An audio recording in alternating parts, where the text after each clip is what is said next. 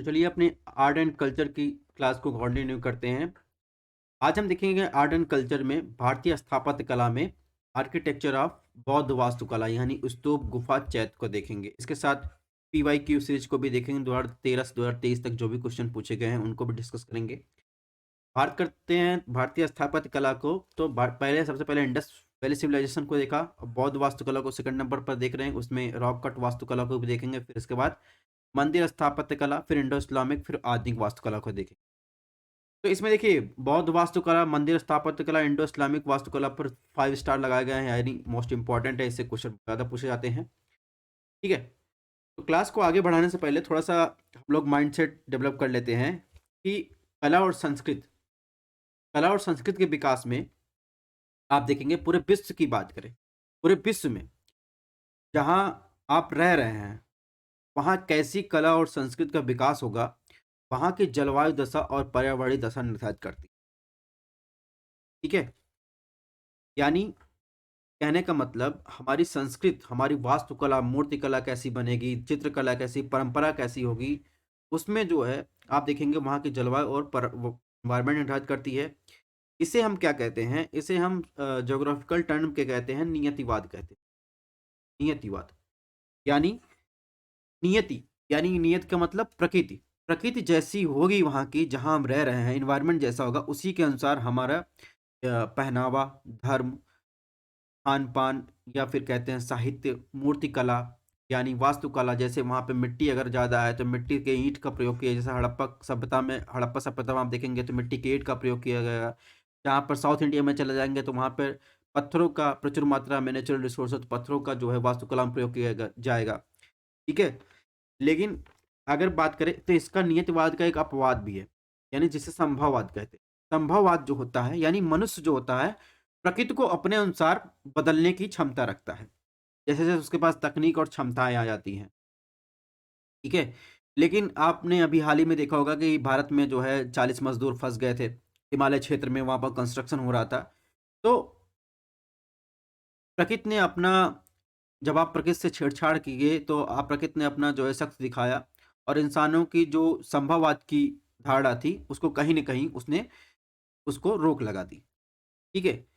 तो हर जगह अपवाद होते हैं, लेकिन आपको ध्यान रखना है कि कला और संस्कृति के विकास में जलवायु दशाएँ, पर्यावरणीय दशाएँ विद्यमान होती है। यानी जैसे जलवा अगर बात करें तो हमने अभी बताया कि भारत को अगर 2 रीजन में डिवाइड कर दें, यहाँ पर देखिए 0 डिग्री डिवाइड करता है, 23.5 डिग्री कर्क रेखा को डिवाइड करें तो 2 डिग्री है, ठीक है? एक है ट्रॉपिकल उष्णकटिबंधीय जलवायु जैसा, जहाँ पर आप देखेंगे लगभग गर्मी होती है। नॉर्थ में देखेंगे सब ट्रॉपिकल, इसके अपेक्षा यहाँ पर गर्मी कम होती है, ठीक है? तो वहाँ पर देखेंगे एक तो जैसे इंडस वैली सिविलाइजेशन की बात करें तो यहाँ पर देखिए नदियों के छीत के बीच स्थित है। ये पूरा नॉर्थ इंडिया देखेंगे, यहाँ पर बहुत सारी हिमालयी नदियाँ हैं।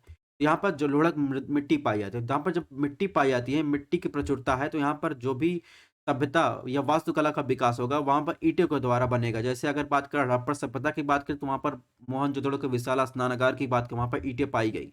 ऐसे ही वहाँ पर जैसे नॉर्थ इंडिया में वास्तुकला की बात करें, जो मंदिर का निर्माण होगा, वहाँ पर देखेंगे ईंटों का प्रयोग किया जाएगा। वहीं आप चले आएँगे सब ट्रॉपिकल रीजन में, साउथ इंडिया में चले आएँगे, तो वहाँ पर आप देखेंगे पत्थरों, यहाँ पर मतलब हिमालय के जो चट्टान है, उसकी अपेक्षा यहाँ पर हार्ड रॉक पाया जाता है, प्रायद्वीपीय पठार का भाग है, ज्वालामुखी घटनाएँ घट चुकी हैं, ठीक है? तो यहाँ पर बड़े-बड़े पत्थर पाए जाते हैं, तो यहाँ पर जो मंदिर वास्तुकला का विकास हुआ है, यहाँ पर देखेंगे बड़े-बड़े चट्टानों को काट कर एक ही पत्थर से बनाई गई वास्तुकला है, ठीक है? इसके अलावा अगर बात करें तो बौद्ध वास्तुकला की बात करें, तो बौद्ध वास्तुकला का तात्पर्य है बौद्ध उन अवयवों से है जिनका निर्माण बौद्ध धर्म से प्रभावित होकर किया गया था। इसमें मुख्यतः आप देखेंगे तो चैत्य आएँगे, विहार आएँगे, गुफा आएँगे, स्तंभ आएँगे, ये सब शामिल है। ठीक है? इसके अलावा बात करें तो ऐसा नहीं है कि जो बौद्ध वास्तुकला यानी बौद्ध वास्तुकला में सिर्फ़ बौद्ध उस दौरान बौद्ध वास्तुकला का ही विकास हुआ, लेकिन और धर्म भी थे, जैसे जैन धर्म भी उस टाइम मिले थे। ठीक है? हिंदू स्थापत्य कला के भी विकास हुआ था। ठीक है? लेकिन हम अध्ययन की दृष्टि से देखेंगे तो बौद्ध और जैन क्या थे? नास्तिक थे और जो मंदिर या ब्राह्मण सभ्यता, ब्राह्मण हिंदू धर्म था, वो आस्तिक था। तो जब हम अध्ययन करते हैं आर्ट एंड कल्चर का, तो इसमें जो है 2 कालखंड में इसको डिवाइड करते हैं। एक तो बौद्ध वास्तुकला, यानी जो जैन और नास्तिक थे, बौद्ध और जैन, दूसरा देखेंगे तो मंदिर स्थापत्य कला के बारे में हम लोग डिवाइड करके पढ़ते हैं। और इसमें आपको ध्यान रखना है कि मंदिर वास्तुकला आप देखेंगे, उनका विकास पूर्व मध्यकाल से लेकर देखेंगे तो मध्यकाल तक जारी रहा। लेकिन और बौद्ध वास्तुकला का विकास आप देखेंगे तो मध्यकाल के शुरुआत में अपनी जो है धीरे-धीरे अपनी आभे खोने लगा था। ठीक है?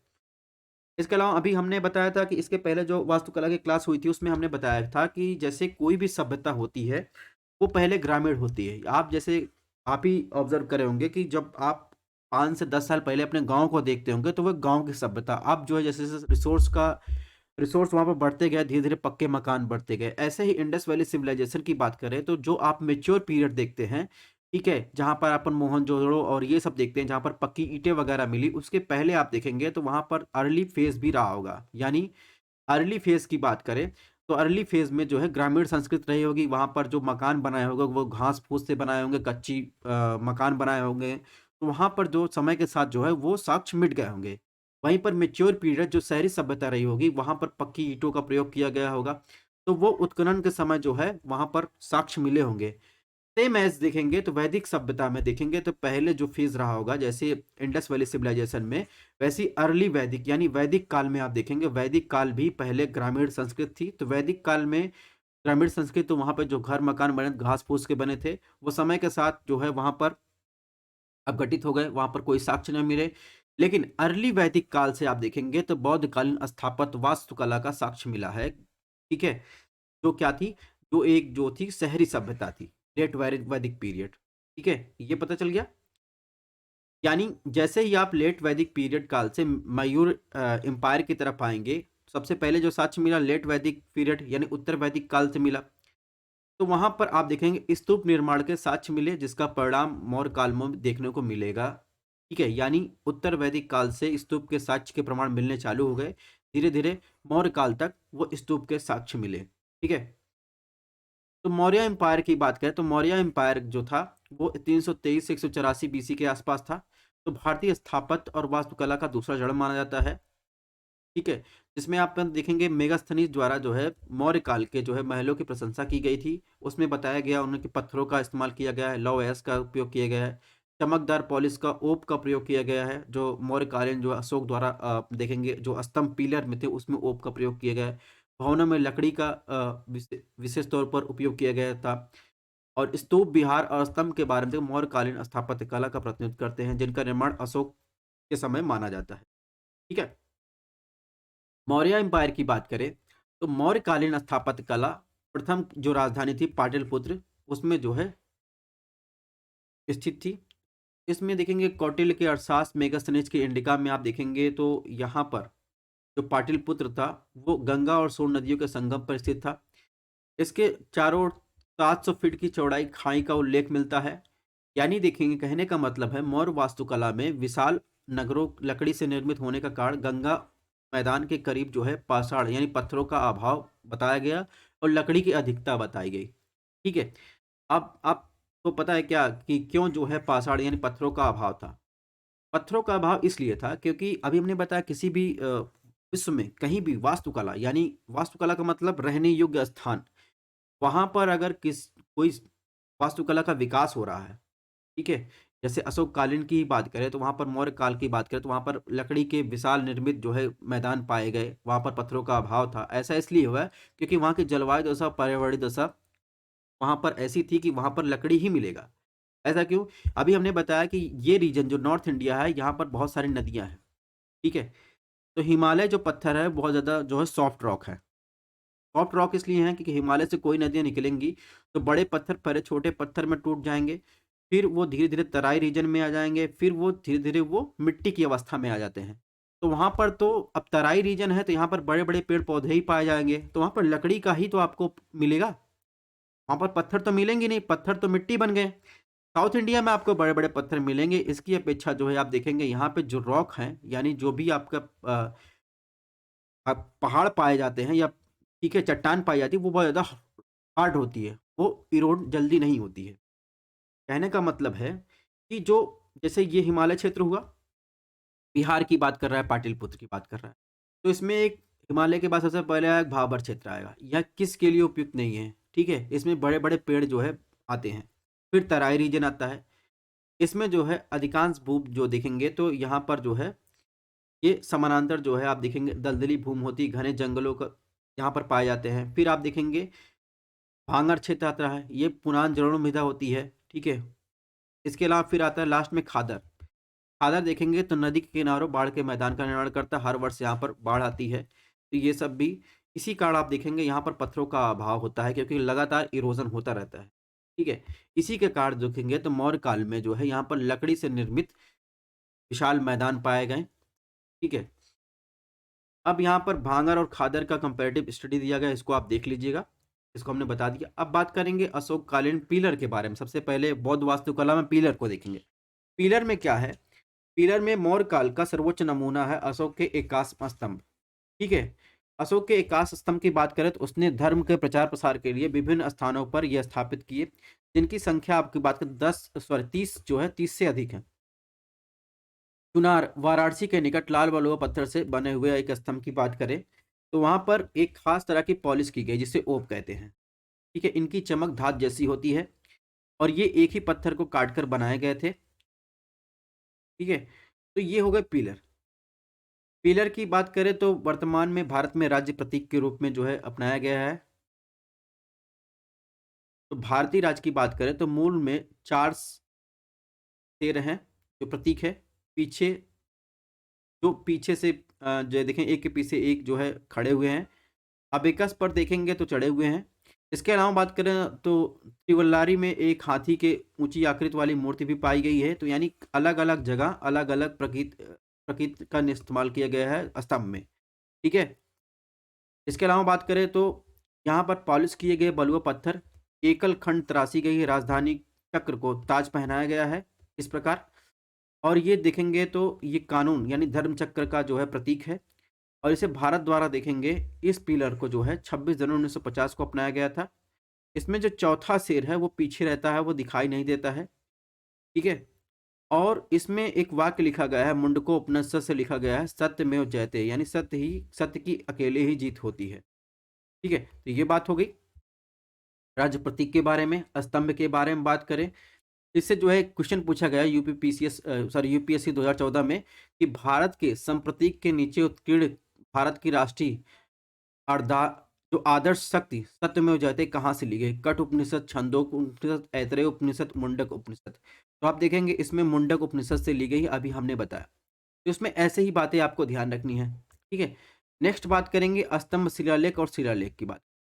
स्तंभ शिलालेख यानी पिलर पर जो अशोक ने जो लिखवाए हैं, और शिलालेख की बात करें बड़े बड़े चट्टानों पर जो स्तंभ ने अपने धम्म को लिखवाया है। तो 7 जो है पिलर शिलालेख पाए गए हैं, ठीक है। ये दिल्ली, मेरठ, कौशाम्बी, रामपुरवा, चंपारण, महरौली में पाए गए। स्तंभ शिलालेख फर्स्ट की बात करें तो अशोक का लोगों की सुरक्षा का सिद्धांत दिया गया है। सेकंड में आप देखेंगे धम्म का न्यूनतम पापों, अनेक गुणों, करुणा, उदारता, सच्चाई, पवित्रता को परिभाषित किया गया है। तो पीटी में यही सब पूछता है कि फर्स्ट शिलालेख में क्या दिया गया, सेकंड शिलालेख में क्या दिया गया। थर्ड में आप देखेंगे कठोरता, क्रूरता, क्रोध, घमंड आदि पापों को समाप्त करने की बात करता है। फिफ्थ की बात करें, फोर्थ में देखेंगे राजकों कर्तव्य की बात किया गया है। पांचवें शिलालेख में देखेंगे स्तंभ शिलालेख में तो जानवरों और पक्षियों की सूची दी गई है, इन्हें नहीं मारा जाना चाहिए, ठीक है। छठवें में देखा है कि धम्म नीति की बात की है। सातवें में आप देखेंगे अशोक द्वारा धम्म नीति के लिए किए गए कार्यों की बात की गई है। इसके अलावा कुछ लघु शिलालेख जिसमें रुम्मन देई स्तंभ शिलालेख बहुत ज़्यादा पूछा जाता है। ये अशोक की लुम्बिनी यात्रा और लुम्बिनी के कर से छूट की बात करता है। निगाली सागर स्तंभ शिलालेख जो नेपाल में है, इसमें अशोक के बुद्ध कामना के स्तूपों की ऊंचाई और उसके दोगुने आकार तक बढ़ाया गया है। प्रमुख स्तंभ शिलालेख की बात करें तो सारनाथ का सिंह शिलालेख, वैशाली संकीसा स्तंभ, लाहौरिया नंदनगढ़, लाहौरिया राज स्तंभ, इलाहाबाद का जो है यानी वर्तमान में जो प्रयागराज का जो स्तंभ शिलालेख, ये सब है। इसमें एक क्वेश्चन पूछा गया, सम्राट अशोक के राजा देशों का सबसे पहले विकूटन यानी डिसाइफर किसने किया था? George Heuer, James Prinsep, Max Muller, William Jones. ये यूपीएससी प्रीलिम्स 2016 में पूछा गया प्रश्न है। इसमें देखेंगे 1836 में जेम्स प्रिंसिप ने सबसे पहले इसे पुट किया था। इसके अलावा यूपीएससी प्रीलिम्स 2020 में क्वेश्चन पूछा गया, निम्नलिखित में किस शासक ने इस शिलालेख के माध्यम से अपनी प्रजा को सलाह दी थी? जो कोई अपने संप्रदाय के प्रति अत्यधिक समर्पण के कारण अपने ही संप्रदाय की महिमा करने के दृश्य अपने धार्मिक संप्रदाय की प्रशंसा करता है या दूसरे संप्रदाय पर दोष लगाता है, वह अपने संप्रदाय को बहुत गंभीर चोट पहुंचाता है। Option A Ashok, B Samudragupta, C Harshvardhan, D Krishnadeva Raya. ठीक है, तो आप इसमें देखेंगे ऑप्शन ए अशोक के बारे में बात कर रहा है। तो ऐसे ही क्वेश्चन पूछे जाते हैं। 2022 में देखिए अशोक के पिलर, शिलालेख और उन वहां पर जो मौजूद स्थान है उनके बारे में दिया गया है। जैसे पूछा है धौली, एरगुड़ी, जौगढ़, कलसी। तो आपको पूछा ये कौन से राज्य में स्थित है। तो जौगढ़ की बात करें और धौली की बात करें उड़ीसा में है। यारगुड़ी की बात करें आंध्र प्रदेश में है। कलसी की बात करें ये कहाँ है, ये उत्तराखंड में है। तो इसी ऐसे ही क्वेश्चन पूछे जाते हैं। ठीक है, ये तो हो गए पिलर की बात। अब पिलर में ये सब चीजें आपको ध्यान रखनी है, 7 पिलर में कौन से पिलर में क्या है और पिलर की लोकेशन आपको ध्यान रखनी है। और हमने बता दिया कैसे क्वेश्चन पूछे जा रहे हैं। नेक्स्ट बात करेंगे स्तूपा। स्तूपा की बात करें तो स्तूप के सबसे पहले स्ट्रक्चर की बात कर लें, वास्तुकला की बात कर रहे हैं। स्तूप जो होता है वैदिक काल से भारत में प्रचलित है। वो एक दफन टीले थे। ठीक है, वैदिक काल से ही है, उत्तर वैदिक काल नहीं, वैदिक काल की बात कर रहा है। वास्तुकला की बात करें यानी बनावट की बात करें तो एक बेलनाकार ड्रम के जैसा आकार का होता है, शीर्ष पर एक गोलाकार अंडा। ठीक है, और हर्मिका का एक छत्र लगा होता है। ठीक है, अंड की बात करें, अंड जो होता है ये अर्धगोलाकार होता है। अर्धगोलाकार टीला मिट्टी के टीले का प्रतीक होता है जिसका उपयोग बुद्ध के अवशेषों को ढकने के लिए किया गया था। ठीक है, हर्मिका की बात करें तो हर्मिका देखिए, हर्मिका ये है, ये चौकोर आकृति दिखाई दे रही है। ये टीले के शीर्ष पर चौकोर रेलिंग होती है। छत्र की बात करें, छत्र जो होता है ये सहारा देने के लिए केंद्रीय स्तंभ होता है। ठीक है, छत्र। इसके अलावा बात करें इसमें प्रयुक्त सामग्री की बात करें तो मुख्य भाग में कच्ची ईंटें से बनी होती हैं।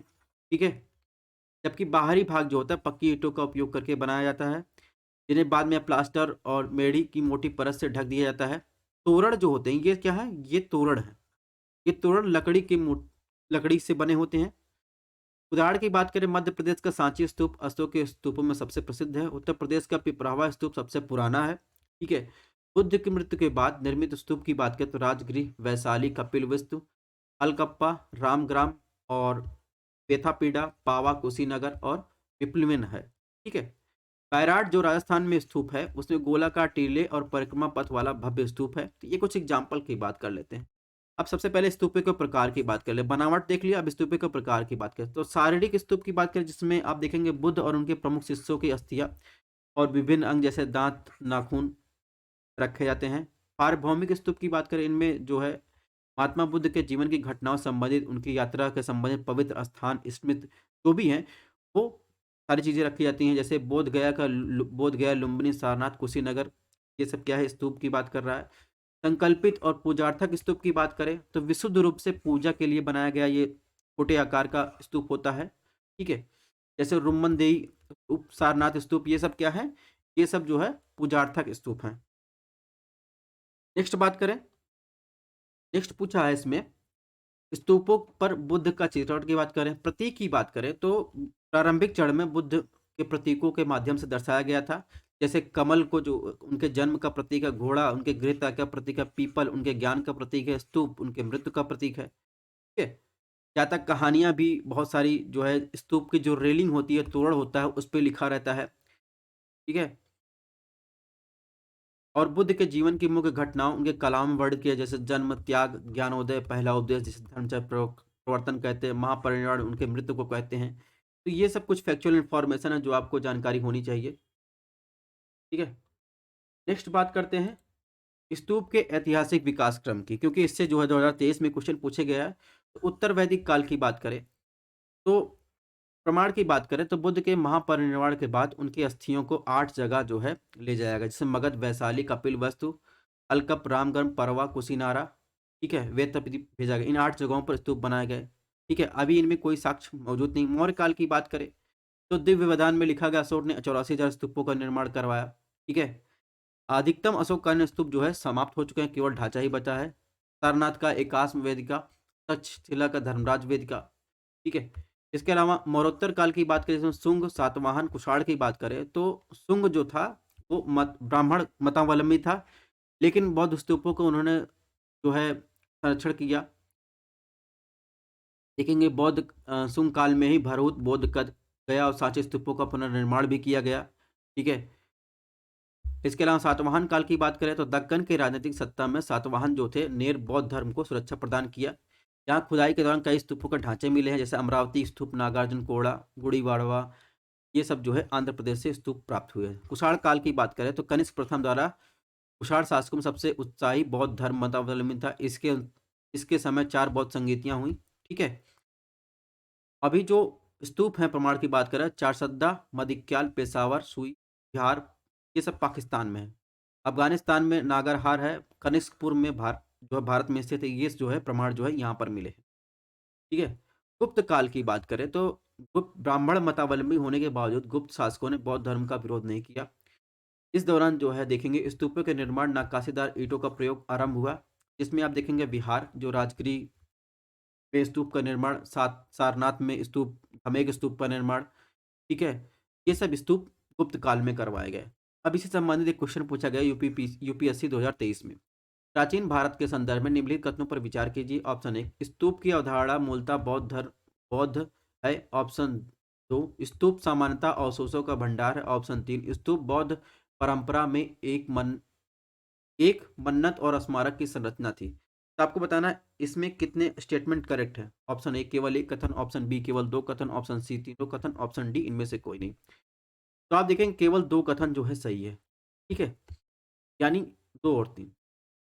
स्तूप की अवधारणा मूलतः बौद्ध सी, ये बात सही नहीं। वैदिक काल में भी स्तूप जो है पाए गए हैं। ठीक है। तो इस प्रकार इसमें ऑप्शन बी सही है, 2 और 3। अगर आपको क्लासेस की पीडीएफ चाहिए तो हमारा Telegram channel study on IAS join कर सकते हैं, स्कैन कर सकते हैं, चैनल को सब्सक्राइब कर सकते हैं। अब बात करते हैं सांची के स्तूप की। सांची का स्तूप जो है यह यहाँ पर 3 स्तूप पाए गए। ठीक है। सांची के स्तूप में यहाँ पर जो देखेंगे तो 3 स्तूप पाए गए थे। 3 स्तूप में देखेंगे तो तीनों स्तूपों में सांची का स्तूप जो है यह सबसे संरक्षित स्तूप है।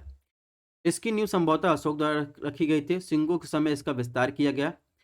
सातवाहन शासन के काल के दौरान इसके तोरण द्वार जो बनाए गए, रेलिंग पर जातक कथाओं का उल्लेख किया गया है। ठीक है। और सांची का स्तूप स्थानीय रूप से जो वहां से निकाले गए बलुआ पत्थर का इस्तेमाल किया गया, यानी इसके वास्तुकला में जो वहां पर लोकल क्लाइमेटिक कंडीशन के हिसाब से जहां पर रिसोर्स है उसका इस्तेमाल किया गया है। भरहुत स्तूप मध्य प्रदेश में स्थित है।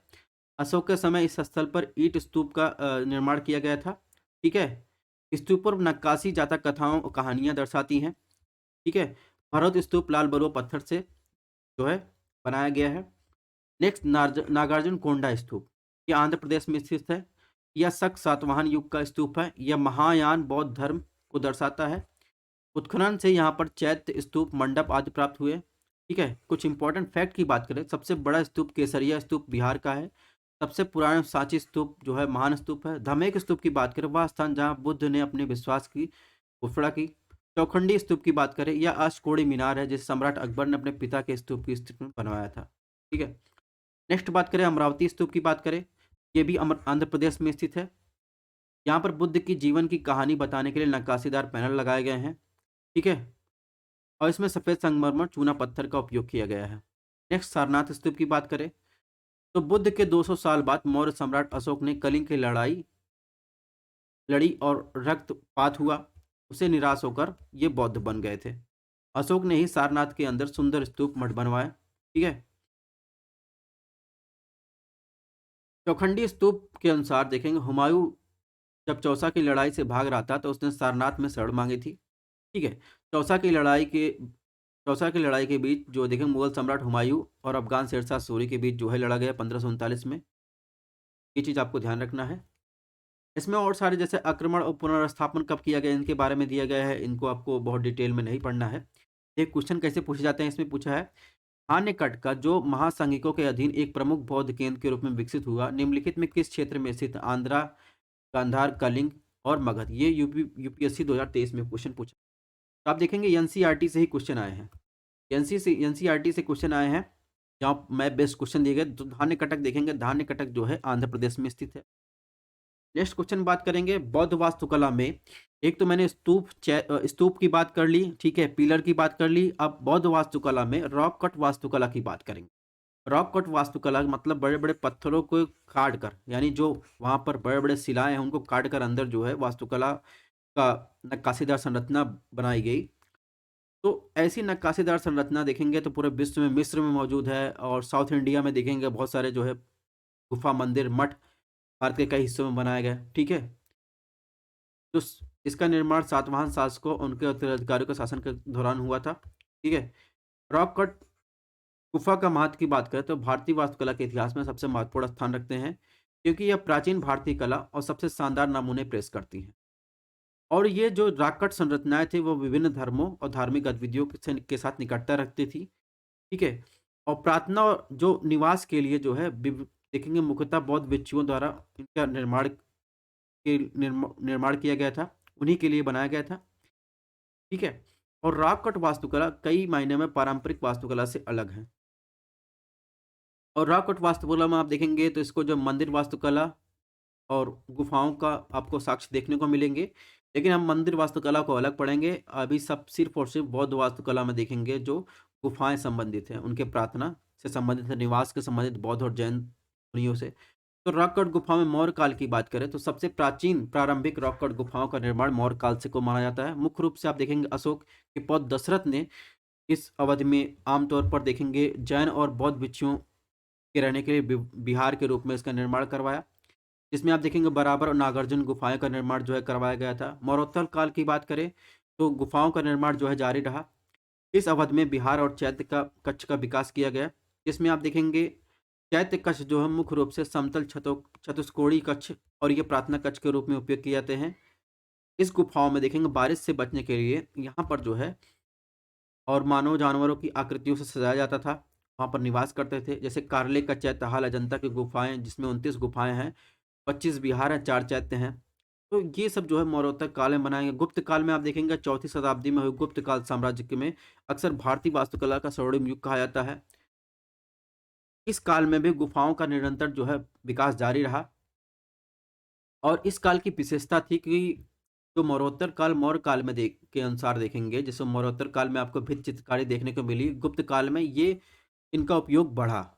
ठीक है? यानी दीवारों पर जो है विहार में, चैत्य में जो है चित्रकारी की जाने लगी। महत्वपूर्ण मौर्यकालीन गुफाओं की बात करें तो बराबर गुफाएँ ये सब क्या ये कहाँ है? तो ये देखेंगे बराबर गुफाओं में 3 गुफाएँ हैं, लोमस ऋषि गुफा, सुदामा गुफा, विश्वकर्मा गुफा और करण चौपर गुफा। इसमें सबसे फ़ेमस है आप देखेंगे बराबर की गुफाएँ। यह एक ग्रेनाइट चट्टान से बनाई गई हैं। ठीक है? अशोक द्वारा आजीवक तपस्वियों के उपयोग के लिए बनाई गई थी। ठीक है? बराबर की पहाड़ी गुफाओं में बौद्ध गुफाएँ हैं। यहाँ कुछ हिंदू और जैन मूर्तियाँ भी मिली हैं। इसके अलावा नेक्स्ट बात करेंगे नागार्जुन गुफाएँ। ये आप देखेंगे बराबर गुफाओं से छोटी और नई बनाई गई। इसमें गोपिका गुफा और वादितिका गुफा, वायविका गुफा देखने को मिली। वायविका गुफा जो है दशरथ द्वारा आजीवक अनुयायियों के बनाई गई। ठीक है? और वादितिका गुफा ये चट्टान की एक दरार में स्थित है। इस गुफा का निर्माण अशोक के उत्तराधिकारी दशरथ ने करवाया था। ठीक है? तो ये भी गुफा आप देखेंगे तो ये भी आपको बिहार में देखने को मिलेगी, ये सारी गुफाएँ बिहार में गुप्त काल की महत्वपूर्ण गुफाओं की बात करें तो उदयगिरी की गुफा ये मध्य प्रदेश विदिशा में स्थित है। अब यहाँ से आपको ध्यान रखना है कि लोकेशन ध्यान रखनी है, लोकेशन से क्वेश्चन पूछ जाते हैं। ठीक है? और ये ब्राह्मण धर्म से संबंधित है। एक फैक्चुअल इन्फॉर्मेशन ये होगी कि एमपी विदिशा में स्थित है, दूसरा ये क्या है ब्राह्मण धर्म से संबंधित है। और इन गुफाओं का निर्माण चंद्रगुप्त द्वितीय और कुमारगुप्त प्रथम के समय में हुआ। इसके अलावा गुफा संख्या 5 में आप देखेंगे भगवान विष्णु के वराह अवतार की मूर्ति से संबंधित है। ठीक है? वराह अवतार की कहानी की बात करें तो विष्णु द्वारा देवी पृथ्वी को हिरण्यकश्यप राक्षस से बचाने के लिए किया गया था। नेक्स्ट बात करेंगे अजंता की गुफा, ये महाराष्ट्र राज्य औरंगाबाद में स्थित है। और ये किस नदी के किनारे स्थित है? वघोरा नदी के किनारे स्थित है। ठीक है? और इसमें 29 गुफाओं का एक समूह है जिसमें घोड़े की नाल के आकार घेरी गई है। इसमें 25 को बिहारों या आवासीय गुफाओं के रूप में वर्गीकृत किया गया है। 4 जो है चैत्य प्रार्थना स्थल के रूप में वर्गीकृत किया गया है। एलोरा की गुफा की बात करें तो अजंता की गुफाओं से लगभग 100 किलोमीटर दूर देखेंगे तो ये एलोरा गुफा स्थित है। इसमें 34 गुफाओं का एक समूह पाया गया है जिसमें 17 ब्राह्मण धर्म से शैली संबंधित, 12 बौद्ध 5 जैन शैली से संबंधित है। ठीक है? इन गुफाओं का निर्माण 5वीं से 11वीं शताब्दी के बीच किया गया है। अब देखते हैं क्वेश्चन कैसे पूछे गए। यूपीएससी में सारे क्वेश्चन पूछे गए। यूपीएससी प्रीलिम्स 2021 में क्वेश्चन पूछे गए। निम्नलिखित कथनों में कौन सा कथन सही है? ऑप्शन 1, अजंता गुफा भगोरा नदी के पर स्थित है। ऑप्शन सांची स्तूप चंबल नदी की घाटी स्थित है। ऑप्शन 3, पांडु लेड़ा गुफा देव मंदिर नर्मदा नदी घाटी के स्थित है। ऑप्शन डी, अमरावती स्तूप गोदावरी नदी घाटी के स्थित है। तो आप देखेंगे सिर्फ और सिर्फ इसमें ऑप्शन ए सही है। अभी मैंने बताया भगोरा नदी किनारे स्थित है। जहाँ तक सांची स्तूप ये चंबल नहीं बेतवा नदी किनारे स्थित है। पांडुलेड़ा गुफा ये नर्मदा नदी गोदावरी और अमरावती देखेंगे तो कृष्णा नदी किनारे स्थित। नेक्स्ट क्वेश्चन पूछा गया है, बोधिसत्व पद निर्माण चित्र सर्वाधिक प्रसिद्ध और प्रायः चित्रित चित्रकारी है जो कहाँ स्थित है? अजंता में, बादामी में, बाघ में, एलोरा में। ये 2017 में क्वेश्चन पूछा गया। तो अजंता की गुफा में बोधिसत्व की जो है बहुत फेमस प्रसिद्ध चित्र है वो अजंता की गुफा में की गई है। नेक्स्ट क्वेश्चन पूछा 2016 में पूछा गया था। अजंता और महाबलिपुरम के ऐतिहासिक स्थानों के बारे में पूछा गया था। इसमें पूछा गया था दोनों एक ही समय काल में निर्मित हुए। ऑप्शन 2, दोनों एक ही धार्मिक संप्रदाय से संबंधित है। ऑप्शन, दोनों शिलाकृत स्मारक हैं। तो इसमें देखेंगे दोनों एक ही काल में तो निर्मित नहीं हुए थे। अजंता की गुफा की बात करें तो ये बौद्ध धर्म से संबंधित है। महाबलिपुरम देखेंगे तो हिंदू धर्म से संबंधित है। और ये अजंता 5वीं दूसरी से 5वीं शताब्दी के बीच बनाई गई। महाबलिपुरम 7वीं से 8वीं शताब्दी पल्लवों द्वारा बनाई गई। सिर्फ और सिर्फ इसमें ऑप्शन 3 सही होगा।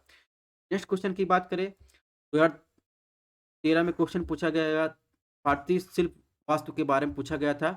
ऑप्शन ए, बादामी गुफाएं भारत के प्राचीनतम अवशिष्ट शैलकृत गुफाएं हैं। ऑप्शन 2, बराबर शैलकृत गुफाएं सम्राट चंद्रगुप्त द्वारा मूलतः आजीवकों के लिए बनाई गई थी। ऑप्शन 3, एलोरा की गुफाएं विभिन्न धर्मों के लिए बनाई गई थी। तो इसमें सिर्फ और सिर्फ ऑप्शन 3 सही है।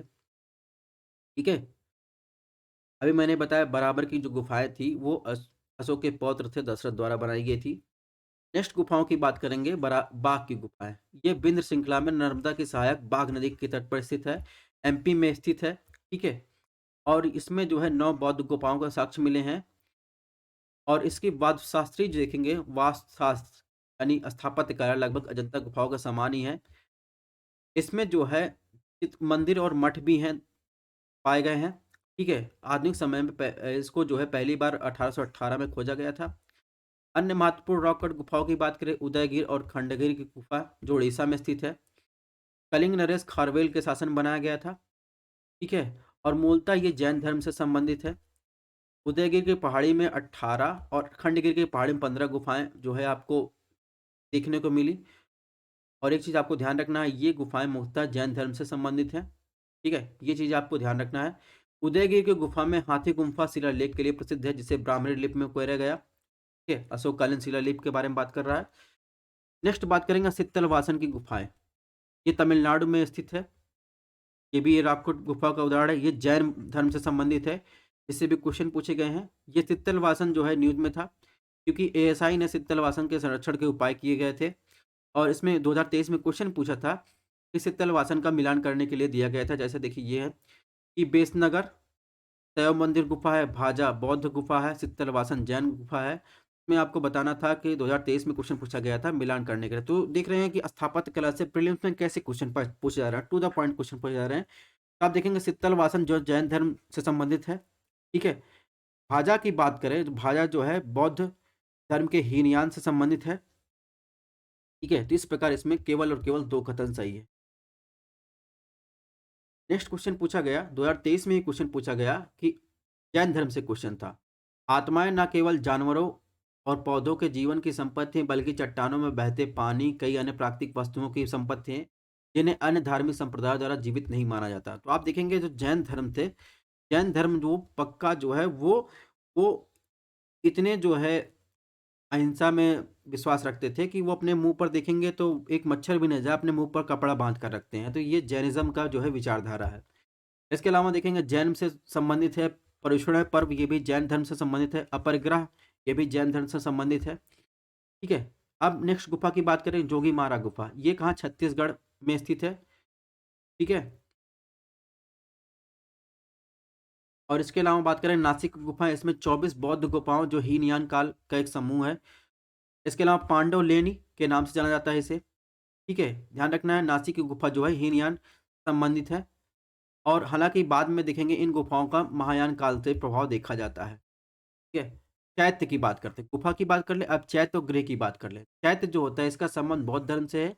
बारिश के समय पहाड़ी में इसमें रहने के लिए भिक्षु रुकते थे, वहीं पर ध्यान करते थे, प्रवचन करते थे, बैठक करते थे। तो इन पहाड़ों को काटकर जो है जो हाल बनाया गया वो चैत्य कहलाया। 2 प्रकार का चैत्य होता है, संरचनात्मक चैत्य। संरचनात्मक चैत्य में देखेंगे ईंटों और पत्थरों को सहायता से खुले स्थान पर बनाया जाता था। दूसरा होता है शैलकृत चैत्य, पहाड़ों को काटकर बनाया जाता था। ठीक है?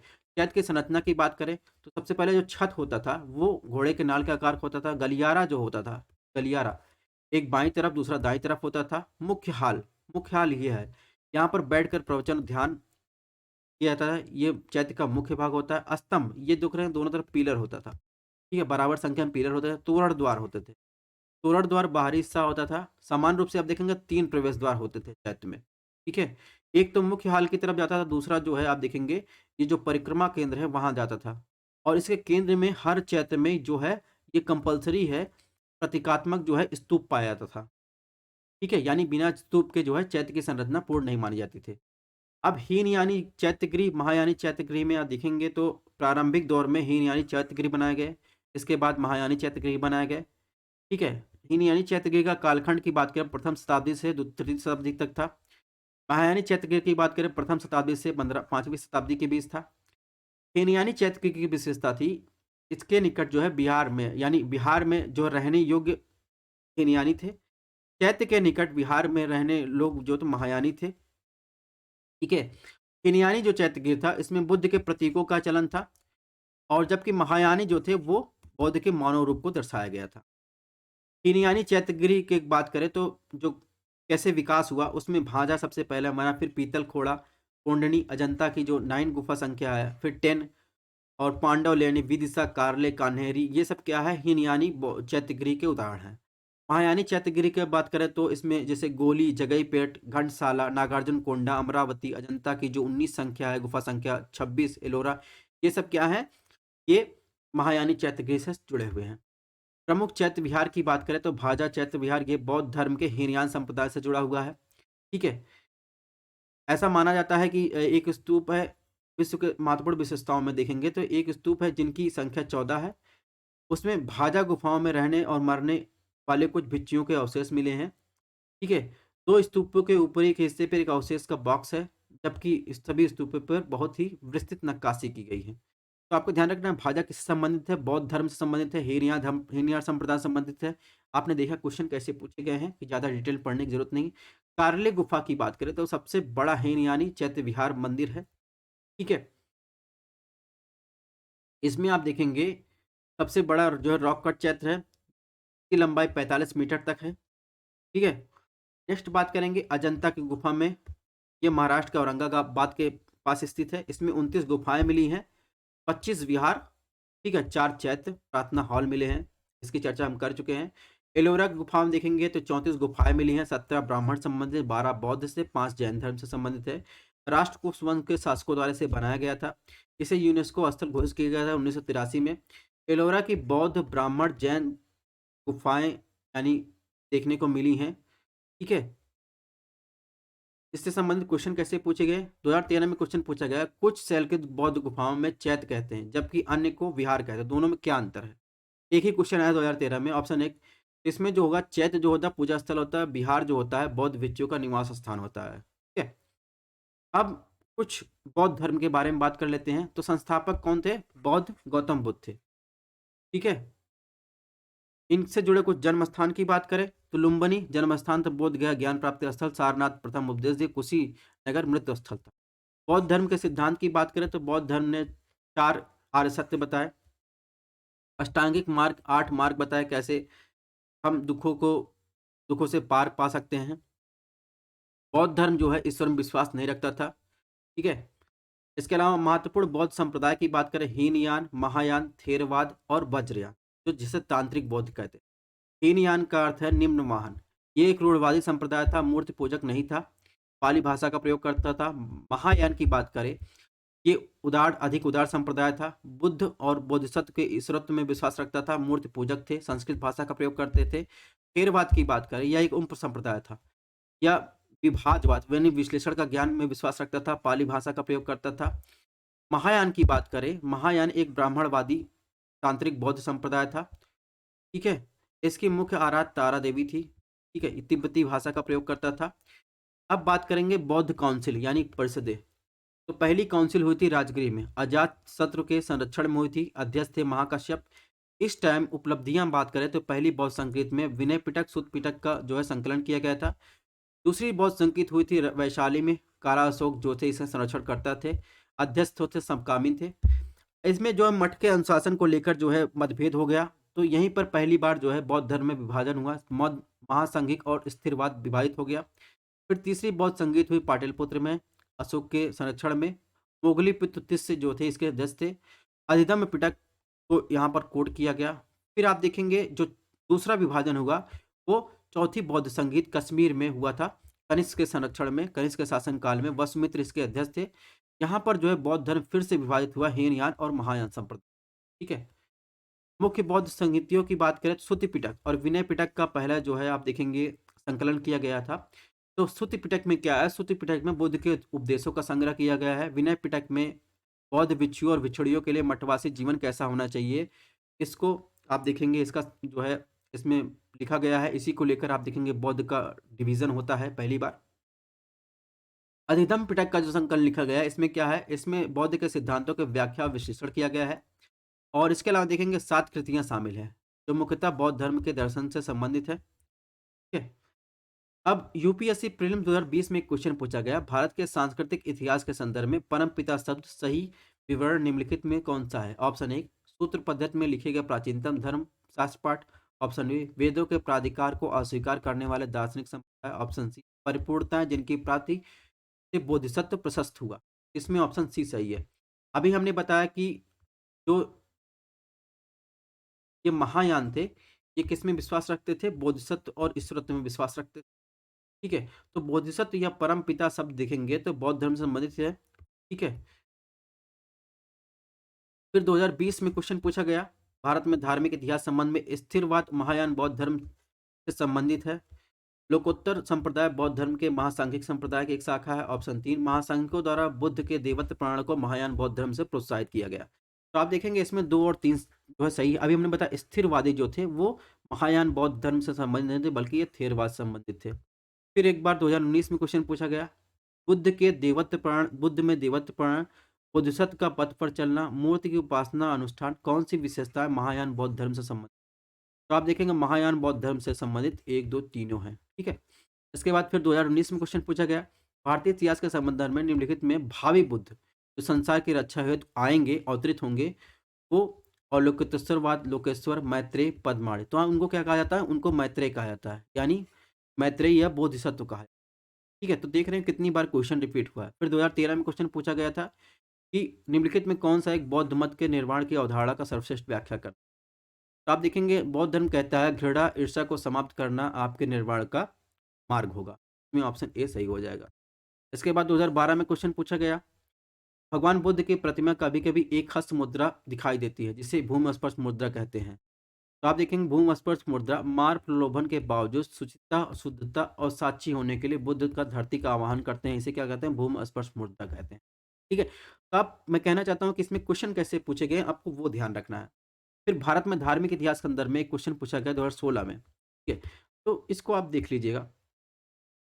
अब कुछ न्यूज़ में थे, जैसे नालंदा यूनिवर्सिटी जो है न्यूज़ में थी, 2002 में सूचीबद्ध किया गया। कुमार गुप्त द्वारा इसे 5वीं शताब्दी में इसकी शुरुआत की गई थी।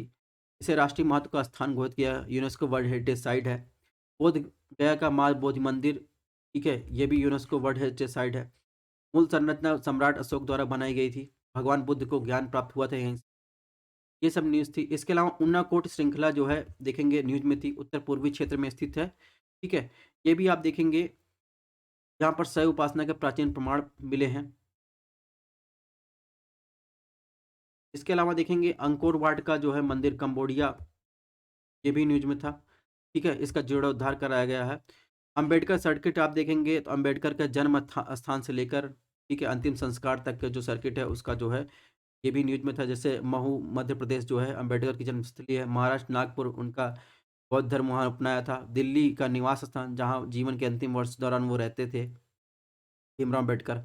महाराष्ट्र का दादर जहाँ उनके पार्थिव शरीर का अंतिम संस्कार किया गया है। तो ये भी एक विशेष पर्यटन ट्रेन चलाने की घोषणा की गई है, जिसे अम्बेडकर सर्किट अब तो बौद्ध धर्म की बात कर ली, अब जैन धर्म के बारे में बात करेंगे। तो इनकी उत्पत्ति लगभग ऋग वैदिक काल में हुई थी। 24 महान उपदेशकों तीर्थंकरों द्वारा स्थापित किया गया था। प्रथम तीर्थंकर ऋषभदेव थे, 23वें जो थे पार्श्वनाथ, 24वें वर्धमान महावीर थे, जो सबसे फेमस हुए। इनमें 2 संप्रदाय थे, श्वेतांबर, दिगंबर। वर्धमान महावीर की बात करें, इनका जन्म जो है वैशाली, वर्तमान बिहार में हुआ था। इनके पिता सिद्धार्थ जो थे क्षत्रिय कुल के प्रधान थे, माता त्रिशला थी। 30 वर्ष की आयु में इन्होंने गृहस्थ जीवन त्याग किया। 42 वर्ष आयु में इन्हें कैवल्य यानी पूर्ण ज्ञान की प्राप्त हुई। कौशल, मगध, मिथिला, चंपा आदि नगरों में जैन धर्म के उपदेश का प्रसार किया। 72 वर्ष की आयु में राजगीर के निकट इनके, ठीक है। जैन धर्म से संबंधित सिद्धांत की बात करें, पंच महाव्रत का इन्होंने सिद्धांत दिया। असत्य नहीं बोलना, चोरी नहीं करना, संपत्ति अर्जित नहीं करना, नहीं करना, ब्रह्मचर्य का पालन करना। जैन धर्म के त्रिरत्न की बात की, सम्यक श्रद्धा, सम्यक ज्ञान, सम्यक आचरण, ठीक है। जैन धर्म जो था, ईश्वर में विश्वास किया जाता था, लेकिन उसका स्थान जिन के नीचे था, जबकि बौद्ध धर्म में ईश्वर में विश्वास नहीं किया जाता।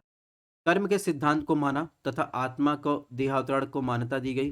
ये इनका विश्वास था कि सर्वाधिक निर्जीव वस्तु में भी आत्मा का वास होता है, ठीक है। इसलिए देखेंगे तो जैन मुनि जो थे वो मुंह पर कपड़ा बांध कर रखे। 2023 से क्वेश्चन इसी से आया था। बौद्ध संगीतियाँ हुई, बौद्ध काउंसिलें हुई। जैसे पहली 2 बौद्ध काउंसिल हुई, सॉरी जैन काउंसिल हुई। पहला पाटलिपुत्र में हुआ, अध्यक्ष स्थूलभद्र थे। इसमें भगवान महावीर के उपदेशों के 12 अंगों को संकलित किया गया। फिर वल्लाभी में हुई दूसरी, देववृद्धिनी जो थे इसके अध्यक्ष थे। महावीर के उपदेशों को 11 अंगों को व्यवस्थित किया गया, ठीक है। इसमें 12वां अंग जो है लुप्त हो चुका था। तो ये तो बौद्ध संगीतियों के बारे में बात, सॉरी जैन संगीतियों के बारे में बात थी। अब बात करेंगे इससे क्वेश्चन कैसे पूछे गए। 2019 में क्वेश्चन पूछा गया, भारत में धार्मिक प्रथाओं के संदर्भ में स्थानकवादी संप्रदाय किसका संबंध था। तो मैंने बताया कि 2 संप्रदाय थे, ये जैन धर्म से संबंधित थे। फिर ऐतिहासिक व्यक्ति किस रूप में जाने जाते थे, आचार्य देव, दिगनाग नाथ मुनि। इनका आपको जो है सम्मेलन करना था, इस 2022 में क्वेश्चन पूछे गए थे। इसके बाद क्वेश्चन पूछा गया, भारतीय इतिहास के संबंध में निम्नलिखित मूल ग्रंथों पर विचार कीजिए। 2022 में क्वेश्चन पूछा गया, इसने पूछा था कि नित्य प्राण, परिशिष्ट वर्म, अवदान शतक, विशिष्ट लक्षण महापुराण, ये किससे संबंध। तो परिशिष्ट परमन अभी मैंने बताया कि क्यों न्यूज में था, तो परिशिष्ट परमन देखेंगे और ये जैन धर्म से संबंधित है। तो इसमें 2 और 4 जो है सही, ऑप्शन बी जो है सही हो जाएगा। फिर 2013 में क्वेश्चन पूछा गया, इन क्वेश्चन को आंसर मैंने दे दिया है, पीटी से आप देख सकते। 2011 में देखें, जैन दर्शन की सृष्टि की रचना और पालन के अनुसार जो है क्वेश्चन पूछा गया। तो जैन धर्म जो है सार्वभौमिक आत्मा से हुआ का मानना था कि सृष्टि की रचना और पालन जो पोषण जो है सार्वभौमिक आत्मा से हुआ था।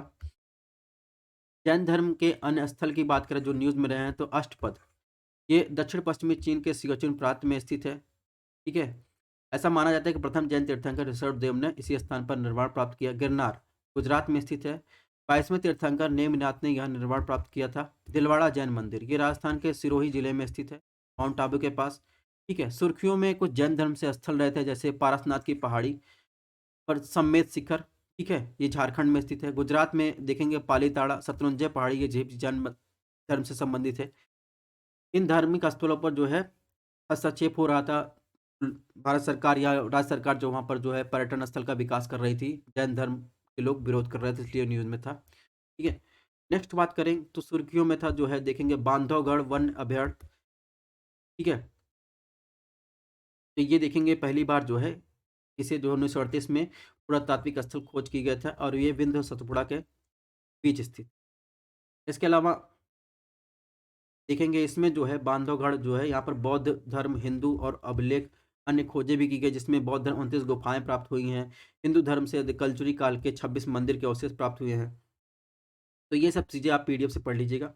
नेक्स्ट बात करेंगे, सुर्खियों में था प्राचीन बौद्ध स्थल जो 20 वर्ष बाद सुर्खियों में रहा, ठीक है। कर्नाटक का कंगनहल्ली, ये जो है प्राचीन बौद्ध संरक्षण स्थली थी, ये न्यूज में था। इसके अलावा कन्हेरी गुफाएं भी न्यूज में थी, ठीक है। कन्हेरी गुफाएं देखेंगे हीनयान, महायान, वज्रयान के कलात्मक प्रमाण यहाँ से मिलते हैं। इसके अलावा देखेंगे इसका विकास सातवाहन, त्रिकूटक, वकाटक और शिलाहार राजाओं ने किया था, ठीक है। और इसके अलावा बौद्ध धर्म का जो है नियांगमा जो है बुद्धिज्म जो है ये न्यूज में था। ये हिमाचल प्रदेश स्पीति में एक तिब्बती मूल के लड़के को स्वर्गीय तकलुंग सेतुंग पुनर्जन्म माना गया है, ठीक है। तो ये तिब्बत से संबंधित है ये संप्रदाय। इस प्रकार हमने बौद्ध बौद्ध वास्तुकला की क्लासेस कर ली। मिलते हैं नेक्स्ट